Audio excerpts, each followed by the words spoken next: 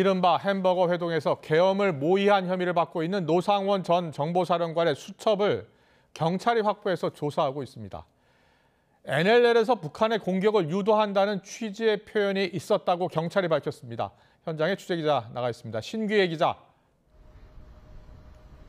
네, 경찰청 국가수사본부입니다. 경찰이 확보한 수첩에 어떤 내용들이 더 담겼습니까? 네, 경찰 특별수사단은 오늘 브리핑에서 노상원 전 정보사령관의 수첩에 적혀있던 내용을 설명했습니다. 경찰은 노 전 사령관이 실거주하던 경기도 안산의 점집에서 이 수첩을 확보했는데요. 60여 쪽 분량의 손바닥 크기만한 수첩에는 계엄과 관련한 내용이 많이 적혀 있었다고 경찰은 설명했습니다. 경찰은 우선 NLL, 북방 한계선에서 북한의 공격을 유도라는 표현이 있었다고 설명했습니다. 다만 실제로 NLL에서 북한의 공격을 유도한 행위가 있었는지는 확인되지 않는다고 말했습니다.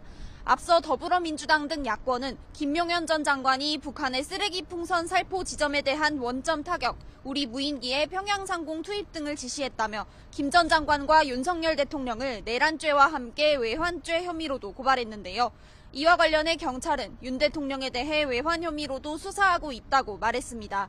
경찰은 이 수첩에 국회 봉쇄라는 표현이 있었고 정치인과 언론인, 종교인, 노조, 판사 등을 수거 대상으로 표현했다고 말했습니다.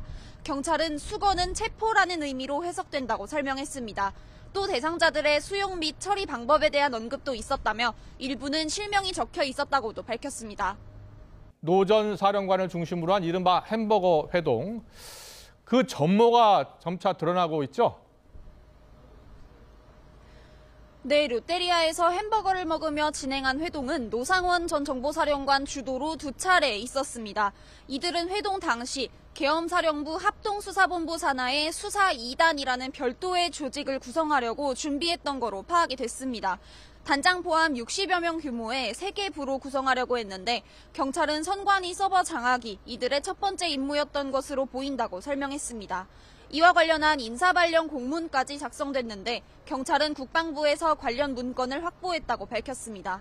현재 내란 및 직권남용 혐의로 피의자 입건된 군 관계자 15명도 이 명단에 포함된 것으로 전해졌습니다. 네, 윤 대통령 측 지금 입장 석동훈 변호사가 계속해서 기자들의 질문에 답하고 있는데요.